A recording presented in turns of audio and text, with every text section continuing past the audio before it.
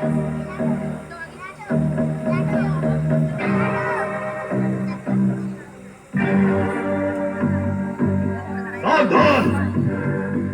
कौन हो तुम?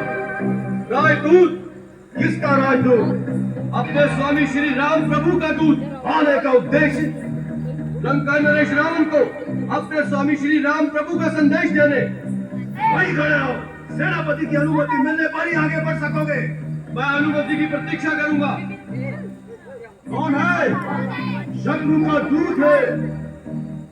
शत्रु का दूत है, सेनानायक को सूचित कर दो। शत्रु का दूत है, सेनानायक को सूचित कर दो। शत्रु का दूत है, सेनानायक को सूचित कर दो। शत्रु का दूत है, सेनानायक को सूचित कर दो।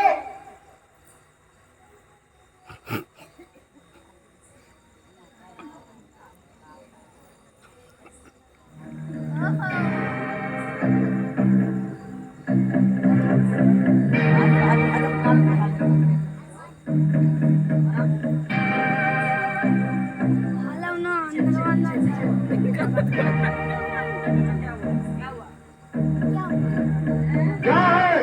सेनानायक जी शत्रु का दूत है, अंदर आने की आज्ञा चाहता है। आने आओ, परंतु उससे कहो कि अपनी सेना को पीछे लौटा दे, तत्पश्चात द्वार खोले जाएंगे। अपने सैन्य बल से कहो कि पीछे हट जाएं, फिर नगर का द्वार खुलेगा। पीछे क्या भैया ना? पीछे हट जाए।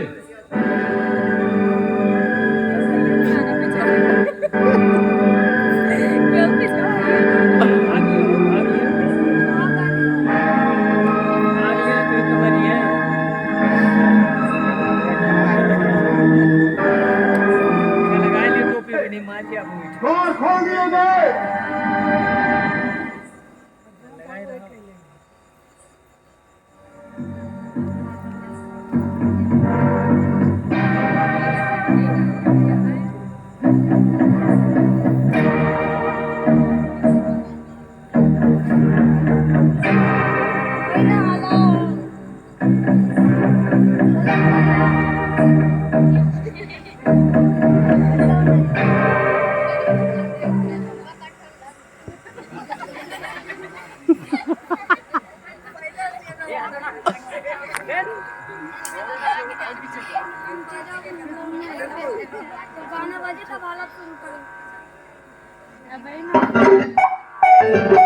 साहस अपार लिए राम का आधार लिए कूद पड़े जैसे कोई सागर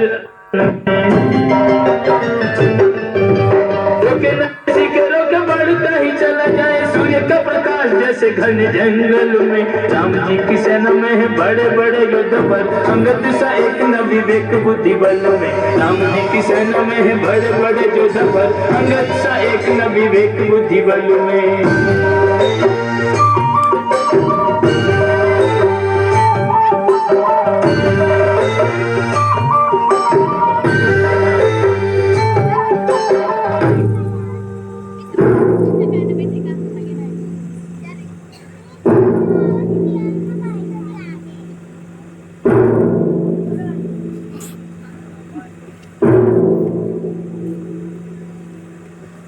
लंकेश्वर की जय हो।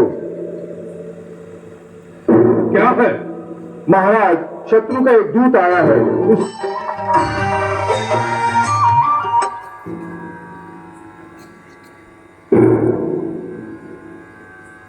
महाराज, शत्रु का एक दूत आया है। उसका कहना है कि वो एक ऐसा प्रस्ताव लाया है जिससे युद्ध करने की आवश्यकता नहीं पड़ेगी और लंका में शांति बनी रहेगी। शांति का प्रस्ताव लाया है। वाह राम, युद्ध से पहले ही शांति दूत भेज दिया। अभी तो हमारी चंद्रहास की चमक तुमने देखी ही नहीं, पहले ही डर गए।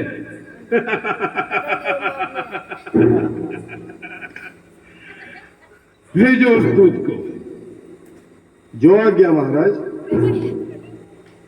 गदवा ना ले।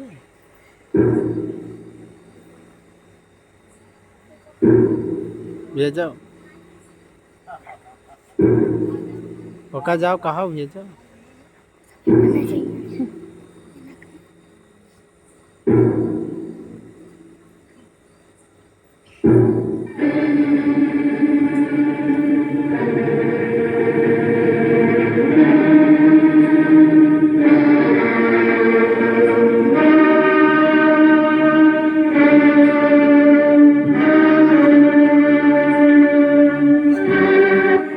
आप राजा की बात करते हैं लंकेश्वर? मैं जिनका दूत हूँ वो तो राजाओं के भी राजा हैं, राजेश्वर हैं। वो केवल इस भूमि खंड के ही नहीं वरन तीनों लोकों के स्वामी हैं। देवताओं, वेदों और विधि के भी वही नायक हैं। मैं उन्हीं त्रिलोकेश्वर का, श्री राम का राजदूत हूँ।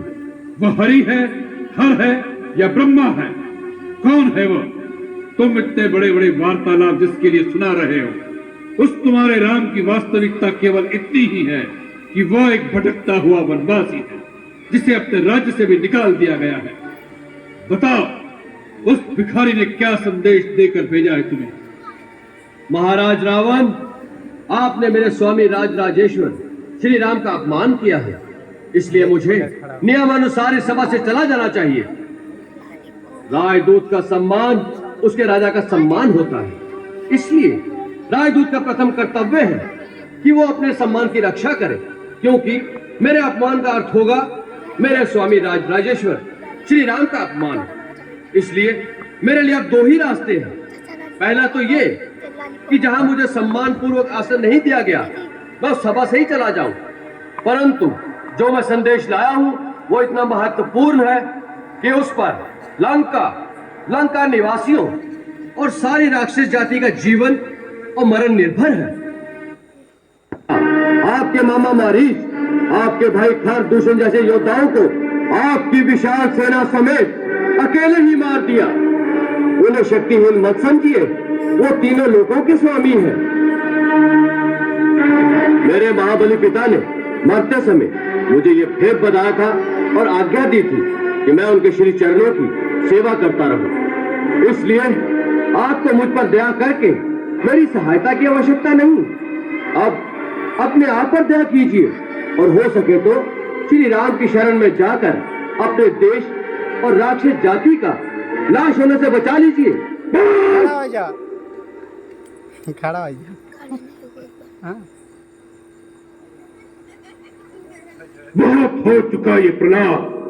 मतिमंद, तूने रावण की शक्तियों को नहीं पहचाना। हमारा हाथ खड़क की ओर जाता है तो आकाश में लोग पाल भय से कांपने लगते हैं। जिन भुजाओं ने स्वयं कैलाश को उठा लिया था, उन भुजाओं के फड़कने मात्र से देवता, गांधर्व और नक्षत्र भी भय से सांस रोक लेते हैं। तुम्हारी सेना में ऐसा एक योद्धा तो बताओ जिसके साथ युद्ध करने में रावण को आनंद मिले। आपने सत्य कहा, हमारी सेना में ऐसा कोई नहीं जो आपसे लड़ने में शोभा पाए। नीति कहती है कि प्रीति और बैर बराबर वालों से ही करना उचित है।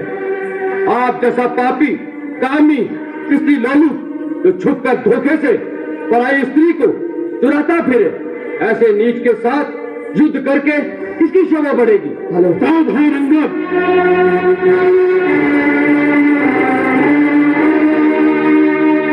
ये मत समझो कि तुम दूध बनकर आए हो इसलिए कुछ भी कहो हमारे हाथों बचे रहो।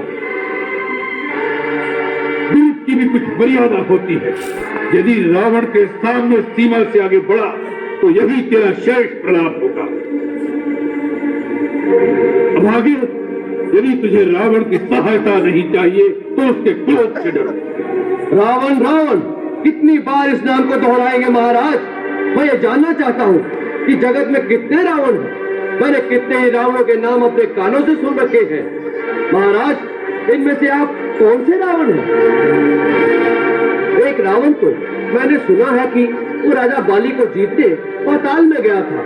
वहां बच्चों ने उसे घुड़साल में बांधकर बहुत पीटा था। तब बाली ने ही उसे दया करके छुड़वा दिया। और एक रावण के विषय में मैंने सुना है कि सहस्त्रबाहु ने एक जंतु की भांति कीड़ा समझकर पकड़ लिया था। तब पुलस्त मुनि ने उसे छुड़वा लिया था।